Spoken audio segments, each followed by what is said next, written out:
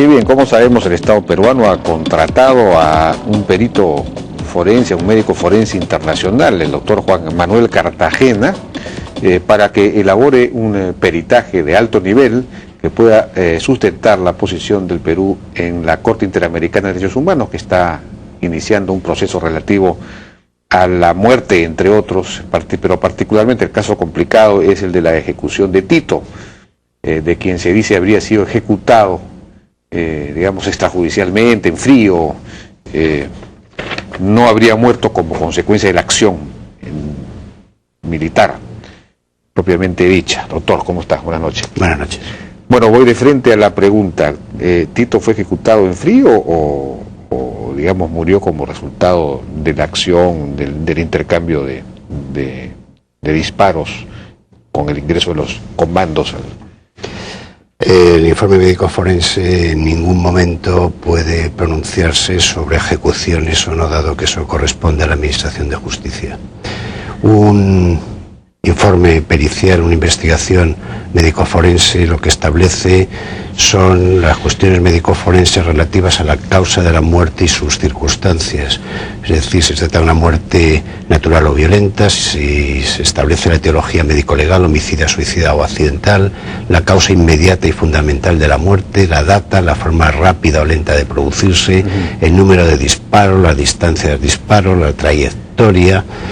En fin, una serie de elementos, el cronotanatodiagnóstico, el grado de supervivencia, de donde, a partir de todos esos datos, serán los tribunales de justicia los que puedan determinar si se trata de una muerte en unas circunstancias o no. Entonces, ¿cuáles son sus datos?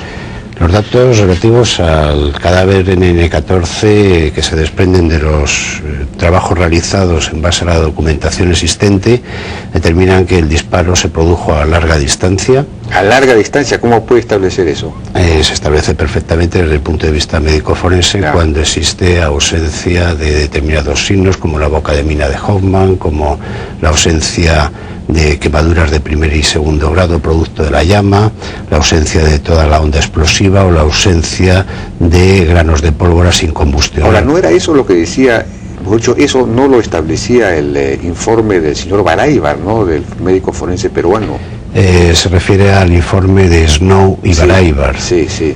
Los informes de Snow y Baraybar están en otro sentido, son informes de antropólogos, no es un informe médico forense. Ajá. Y se refieren a determinados aspectos que corresponden al terreno de la medicina forense. En ese sentido, pues no hay coincidencia con lo que nosotros hemos podido determinar, empezando por la distancia de disparo. Ajá. O siguiendo por la trayectoria, tratándose de una trayectoria de izquierda a derecha, lateral, que entra por la base del cráneo y primera vértebra cervical y sale por el lado derecho, y no es una trayectoria de atrás a adelante. Además del conjunto de estudios del resto de cadáveres de NN1 a NN13 y comparándolos con el estudio NN14, hemos trabajado sobre los disparos completos de todos los cadáveres, que son 130 de impacto sobre el cadáver, y los estudios a los que se refieren los antropólogos, además de no corresponderse con el estudio de cuestiones médico-forenses, tan solo se limitan a los de cabeza y cuello, y dejan de los 130 disparos, dejan sin estudiar 77 disparos. Hubo 130 disparos a estos 14 cadáveres. 130 es el mínimo, es decir, son aquellos que dejan un impacto en esqueleto. Estamos hablando de sumaciones y sobre los peritajes que se hicieron en la morgue central de Lima, lo que quiere decir que estaban ya en fase de reducción esquelética, lo cual nos lleva a la conclusión, y además clara, como se puede apreciar en determinados estudios de esos cadáveres, que existen muchos más disparos de los que realmente impactan en el esqueleto. Bueno, y esta comparación, entiendo en primer lugar que, según he visto en el informe, Tito, ¿cómo le llama usted? Número 14, ¿no? Sí, el NN14. Bueno, recibió tres disparos, no solo uno. No, en el NN14 en principio recibe uno en la base del cráneo y primera vértebra cervical, que por un lado se dice que es una zona infrecuente, cuando resulta que 9 de los 14 cadáveres tienen afectada esa zona por disparos de diferentes trayectorias que afectan ese segmento base de cráneo, vértebra cervical tercera. Ajá, pero eso podría querer decir también que en esos otros casos hubo una especie de remate final. No sigue al rigor científico el considerar que por eso haya un remate, ni mucho menos. Son disparos que siguen una secuencia de disparos. No es posible determinar el orden de los disparos, no es posible determinarlo, pues porque faltan datos de los levantamientos, del levantamiento de cadáveres, de la escena, del lugar de los hechos, y se perdieron en aquel momento indicios biológicos. Luego cualquier determinación de orden de disparos es imposible desde el punto de vista médico-forense. En consecuencia, determinar que unos disparos son de una manera o de otra, pues no tienen ningún rigor científico. Hay unas imágenes que hemos sacado de su libro, de su informe. A ver, podemos pasar a la siguiente para ver, porque tenemos ya muy poco tiempo. ¿Qué es esto? Esto es el cadáver NN4, en el cual en algún informe como el que usted ha referido anteriormente, pues dice que primero recibió un golpe en el lado derecho de la cara, y es verdad que existe una fractura, y luego se le dan 2 disparos. Por eso le digo que es imposible establecer el orden de los disparos, dado que son 10 los disparos que recibe ese cadáver. Entonces solo se ha hecho sobre 3. Este es el caso precisamente de NN4, donde penetra el amarillo, es la entrada de un proyectil.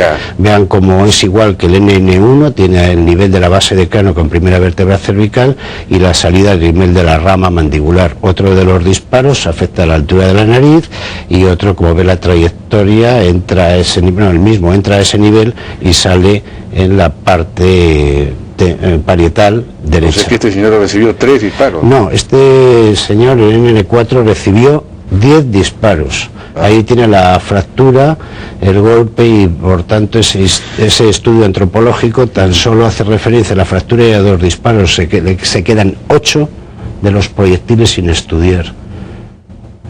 Claro, es que es un problema médico-forense, no es un problema antropológico. La siguiente, por favor. Bien, esto es que no estamos todos en N4, han recogido el título, pero son diferentes muestras de disparos, por ejemplo en las piernas o a nivel pélvico. De ahí se puede deducir cómo pudieron afectar a zonas blandas, y en este caso afectaron al esqueleto, pero otros disparos un poco más abajo, un poco al lateral, no hubiesen quedado marcados, por eso consideramos que son muchos más los disparos. El N10 tiene 15 disparos, ven cómo existe otro a nivel de la base de 8 en la cabeza. Sí, 8 en la cabeza. Si este se corresponde con el N10, ven cómo entran en diferentes posiciones, lo cual no quiere decir que suponga un cambio en la posición del sujeto que dispara con respecto a la víctima, sino que se producen cambios en la flexión, rotación, lateralización. En muchos casos también se agachaban porque había escasa visibilidad, y eso hacía que aparecieran disparos en parte posterior, como acabamos de ver. Siguiente, por favor, rápido, que ya no tenemos más tiempo. ¿O ya no hay más? No han puesto ninguno del NN14, que es justamente, bueno, ya no tenemos más tiempo, tenemos que cerrar, ¿no es cierto? Si ya nos ha ganado el tiempo, y en todo caso ha quedado claro el punto de vista. Muchísimas gracias, doctor Cartagena, por su informe y por su participación en la hora N. Muchas gracias. Vamos a una pausa y regresamos.